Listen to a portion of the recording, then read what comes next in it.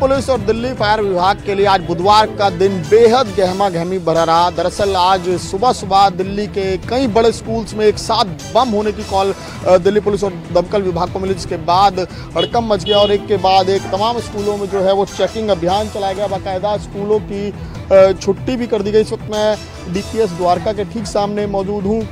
द्वारका के सेक्टर 3 का ये स्कूल है, जिसमें सुबह एक मेल के जरिए सूचना मिली कि यहाँ पर बम है, जिसके बाद आनन फानन में पुलिस, दमकल विभाग और बम डिस्पोजल स्क्वाड मौके पर पहुंचा और अंदर स्कूल की पूरी चेकिंग फिलहाल की जा रही है और एहतियात के तौर पर स्कूल की छुट्टी कर दी गई है। केवल यही DPS स्कूल नहीं बल्कि इसके अलावा DPS वसंत कुंज, MET जो है साकेत में, वो इसके अलावा जो है मयूर विहार का मदर मैरी स्कूल और चाणक्यपुरी का जो संस्कृति स्कूल है, इन स्कूलों में भी बम होने की सूचना जो है वो पुलिस को बाद में प्राप्त हुई, क्योंकि एक मेल जो है वो सुबह 4:30 बजे के आसपास भेजा गया, जिसमें कई स्कूलों को टैग किया गया है, कई स्कूलों को वो मेल अटैच किया गया है। संजय के साथ में कौशिक, न्यूज़ 24 दिल्ली।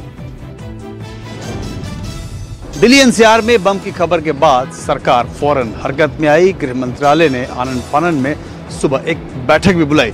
बैठक में पुलिस के बड़े अधिकारी और खुफिया विभाग के अधिकारी शामिल हुए। केंद्रीय गृह सचिव इस बैठक में मौजूद थे। उसके बाद चारों तरफ से फीडबैक लिया गया और गृह मंत्रालय ने आधिकारिक तौर पर इस ईमेल और इस बम की खबर को अफवाह घोषित कर दिया। गृह मंत्रालय ने बताया कि घबराने और पैनिक करने की कोई जरूरत नहीं, कहीं कोई भी संदिग्ध चीज नहीं मिला। ये हुआ एक हिस्सा। दूसरा हिस्सा ये है कि अब ये ईमेल का सोर्स क्या है, इसको पता लगाने के लिए पूरी जांच पड़ताल तेज की जा रही है। यहाँ तक कि इंटरपोल की भी मदद ली जा रही है। फौरन इंटरपोल से संपर्क करके ये पता लगाने की कोशिश की जा रही है कि आखिर ये ईमेल का सोर्स क्या है और सरकार पूरी तरीके से इस पे अलर्ट है। कैमरामैन अजय के साथ प्रशांत देव, न्यूज़ 24 दिल्ली। धमकी भरे ईमेल का खौफ पटना में भी देखने को मिला। पटना में बिहार के राज्यपाल राजभवन के अलावा पटना के SSP और बिहार के मुख्य सचिव, गृह सचिव को भी ऐसे धमकी भरे ईमेल आए हुए थे। जो मेल भेजा गया था उसमें कहा गया था कि hello, we are a terrorist group called terrorize 111। We must inform you that we have placed multiple explosive devices inside of your building. दरअसल इस तरह के ईमेल आने के बाद लगातार जो पटना पुलिस के साथ ही ATS की टीम ने भी राजभवन का चप्पा छान मारा और कई तरीके से यहाँ पे जांच की गई। ये हाई जोन है, हाई रिस्क जोन है और यहाँ पर देखिए हाई सिक्योरिटी जोन होने के चलते एक सामने में मुख्यमंत्री आवास है और यहाँ राजभवन है और यही वजह है कि यहाँ पर काफ़ी बड़े पैमाने पर पूरी तलाशी ली गई है। राजभवन के चप्पे चप्पे पर तलाशी ली गई, लेकिन कहीं से कोई संदिग्ध चीज़ें नहीं मिली और जिसके बाद पुलिस ने माना कि यह एक फेक मेल हो सकता है। लेकिन जिस तरीके से देश के अलग अलग हिस्सों में इस तरीके से मेल भेजे जा रहे हैं और जिस तरीके के मेल मिले हैं, उसके बाद पटना पुलिस भी अलर्ट मोड पे है। न सिर्फ राजभवन और मुख्यमंत्री आवास बल्कि यहाँ के जो इंटरनेशनल म्यूजियम्स के सहित तमाम जो संदिग्ध स्थल हैं, जो यहाँ के प्रमुख स्थल हैं, वहाँ की भी सुरक्षा व्यवस्था बढ़ा दी गई है। कैमरामैन सनी के साथ अमिताभ झा, पटना न्यूज़ 24। लोकसभा चुनाव में चरण दर चरण जुबानी आरोप प्रत्यारोप का दौर तेज होता जा रहा है। सत्ता पक्ष को जहां विपक्ष जातिगत जनगणना के मुद्दे पे घेर रही है, वहीं बीजेपी अब विपक्ष पर मुस्लिम रिजर्वेशन को लेकर हमला कर रही है। आपको बता दें कि विपक्ष संविधान को खतरे में और बीजेपी को आरक्षण विरोधी बताने में जुटा है, तो वहीं अब सत्ताधारी गठबंधन ने भी आरक्षण की पिच पर ताबड़तोड़ बैटिंग शुरू कर दी है। सरकार की ओर से प्रधानमंत्री नरेंद्र मोदी ने मोर्चा संभालते हुए विपक्षी कांग्रेस पर काउंटर अटैक किया है और उसे OBC और SC ST का विरोधी बताया है।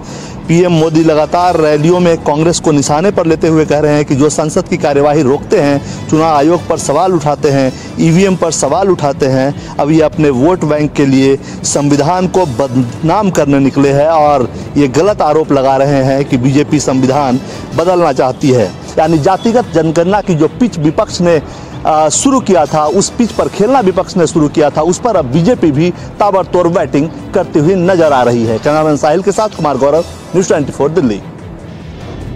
प्रधानमंत्री नरेंद्र मोदी और गृह मंत्री अमित शाह के खिलाफ आपत्तिजनक टिप्पणी करना VIP प्रमुख मुकेश सहनी को काफी महंगा पड़ा।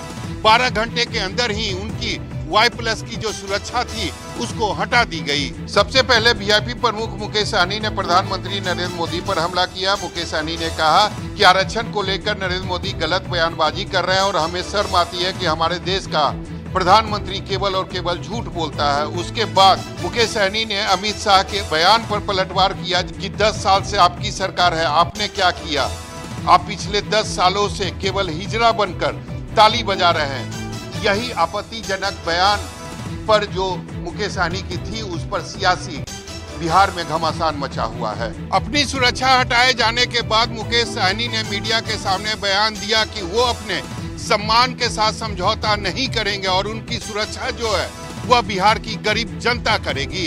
कैमरा में सनी के साथ Saurabh Kumar, Patna, news 24। NCP supremo Sharad Pawar ने प्रधानमंत्री नरेंद्र मोदी का जवाब दिया है। शरद पवार ने कहा है कि हाँ, मैं भटकती आत्मा हूँ और तब तक भटकता रहूंगा जब तक लोगों की समस्याओं का समाधान नहीं ढूंढ लेता। मैं लोगों की समस्याओं के लिए एक नहीं 100 बार भटकूंगा।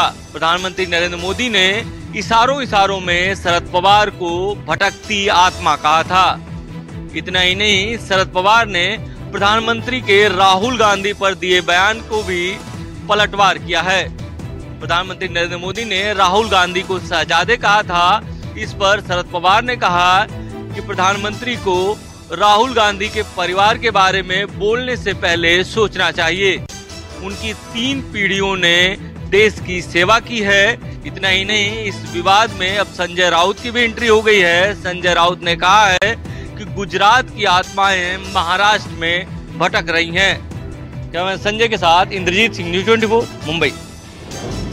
प्रज्वल रेवन्ना अश्लील टेपकांड मामले में कर्नाटक में देवगौड़ा परिवार की मुश्किलें बढ़ती जा रही है। साथ ही इसकी चपेट में न केवल जेडीएस बल्कि बीजेपी भी पूरी तरह लपेटे में आती जा रही है, जिसका इन दोनों ही पार्टी के नेताओं के पास कोई बड़ा और संतोषजनक जवाब नहीं मिल रहा। वैसे जहां तक बात की जाए प्रज्वल रेवन्ना की, उनके खिलाफ 2900 से भी ज्यादा अश्लील वीडियो के मामला सामने आने के बाद पार्टी ने उन्हें निलंबित कर दिया है और कहा जा रहा है कि वे जर्मन भाग गए हैं और वहां से पूछताछ के लिए उन्हें आने का कहा गया है एसआईटी की टीम के द्वारा। वहीं कांग्रेस का लगातार इस मामले को लेकर विरोध प्रदर्शन जारी है, न केवल जेडीएस के खिलाफ बल्कि बीजेपी के खिलाफ, यह कहकर कि एनडीए में जेडीएस शामिल है। और इतने बड़े अश्लील टेपकांड मामले के सामने आने के बाद भी बीजेपी के नेताओं द्वारा इस पूरे मामले पर चुप्पी साधी गई है। साथ ही बीजेपी अब भी जेडीएस के सहयोगी दल के रूप में ही कर्नाटक में वोट मांग रही है।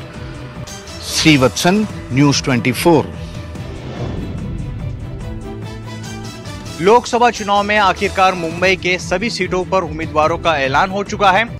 महायुति में मुंबई के 6 सीटों में से 3 सीटों पर एकनाथ शिंदे की शिवसेना चुनाव लड़ेगी।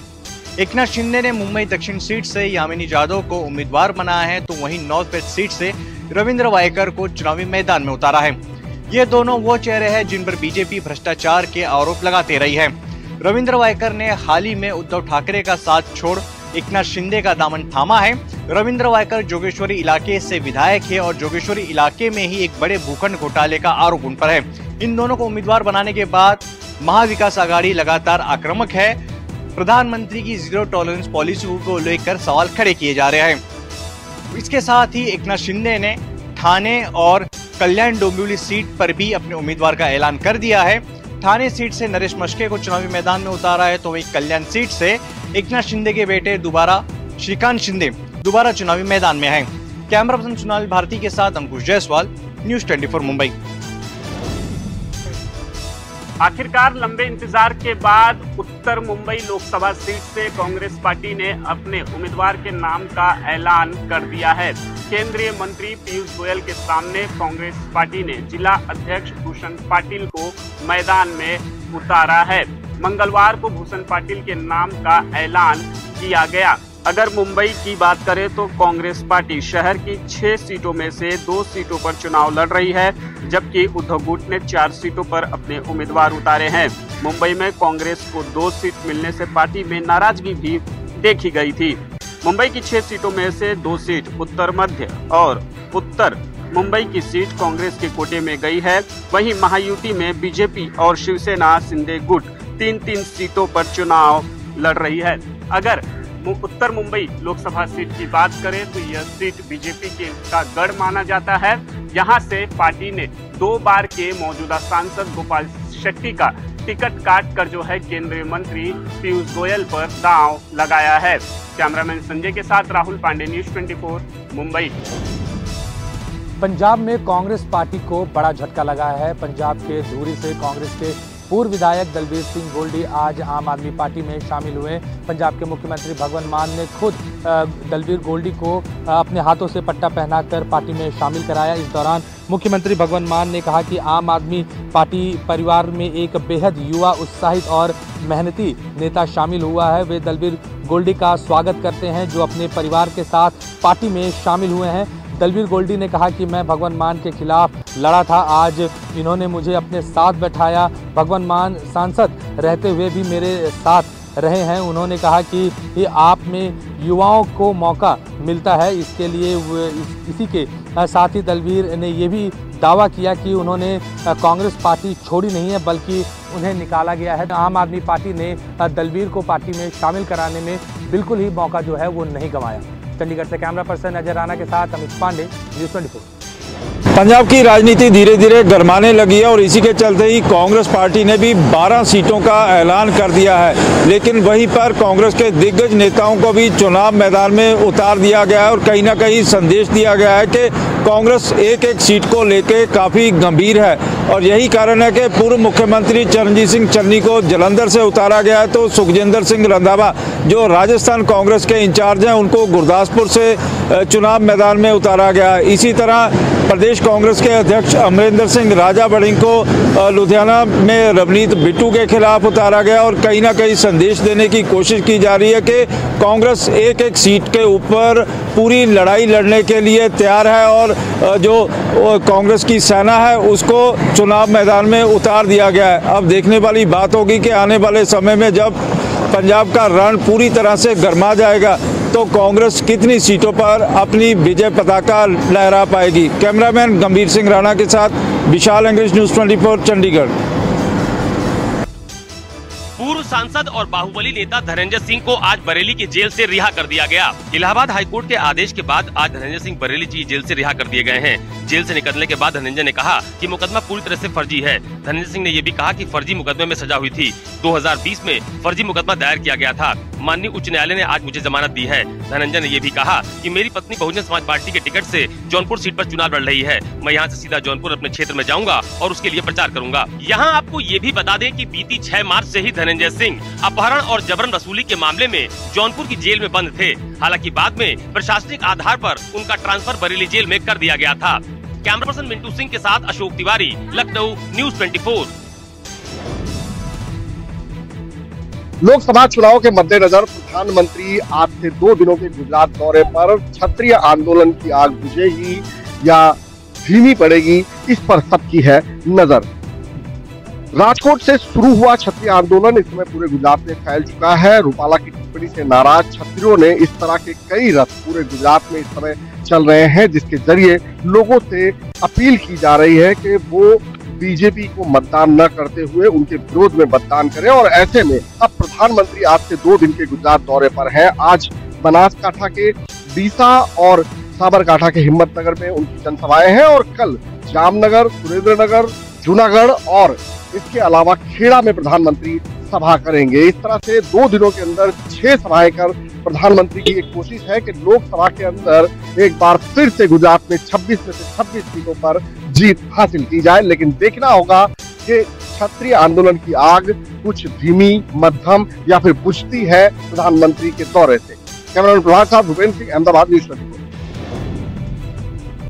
भाजपा विधायक और उनके बेटे पर रंगदारी मांगने का आरोप, मुकदमा दर्ज किया गया। अशोक राणा बिजनौर के धामपुर से भाजपा के 2 बार से विधायक हैं। इनके क्षेत्र में सड़क निर्माण कार्य चल रहा है, जिसका ठेका गाजियाबाद की कंपनी को दिया गया है।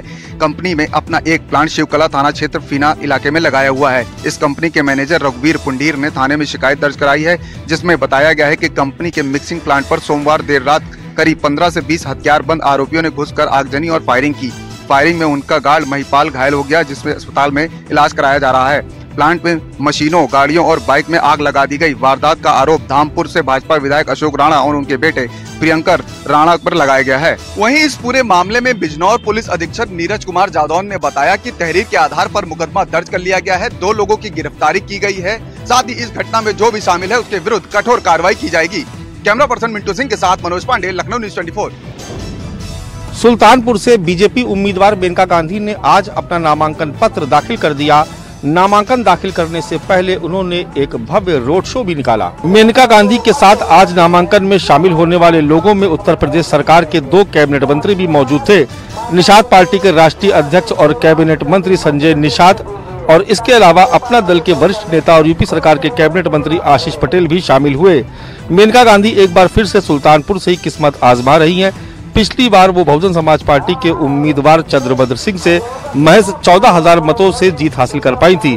इस बार भी यहां मुकाबला त्रिकोणीय है, लिहाजा जाति समीकरणों को साधने के लिए यहां भाजपा के साथ एनडीए के बाकी घटक दल भी पूरा जोर लगा रहे हैं। नामांकन से पहले निकाले गए रोड शो में भी भारी भीड़ नजर आई, जिसमें बीजेपी कार्यकर्ताओं के अलावा एनडीए के घटक दलों के दूसरे कार्यकर्ता भी मौजूद थे। कैमरा पर्सन धर्मेंद्र कुमार साहू के साथ मानस श्रीवास्तव, सुल्तानपुर न्यूज 24। कर्नाटक से हासन सीट से एनडीए के सांसद प्रज्वल रवन्ना, जिनके ऊपर सैकड़ों महिलाओं के साथ यौन शोषण के गंभीर आरोप हैं, उनको लेकर आज राहुल गांधी ने प्रधानमंत्री मोदी पर हमला बोल दिया। दरअसल प्रधानमंत्री मोदी ने जो उनके लिए प्रचार किया था, उसके बाद ये मामला और ज़्यादा तूल पकड़ गया है। राहुल गांधी ने आज सोशल मीडिया पर एक्स ट्विटर हैंडल से लिखकर कहा कि कर्नाटक में महिलाओं के साथ विभत्स अपराध पर भी नरेंद्र मोदी ने हमेशा की तरह शर्मनाक चुप्पी साध ली है। प्रधानमंत्री को जवाब देना होगा।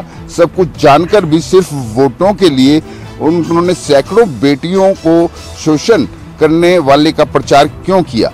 ये मामला जब उन्होंने एक्स पर आज लिखा और लगातार कई दिनों से प्रज्वल रवन्ना को लेकर प्रधानमंत्री मोदी या एनडीए की किरकिरी हो रही है और विपक्ष जो है लगातार उनके ऊपर हमलावर हो रहा है। कैमरामैन उमेश के साथ विनय सिंह, न्यूज़ 24 दिल्ली।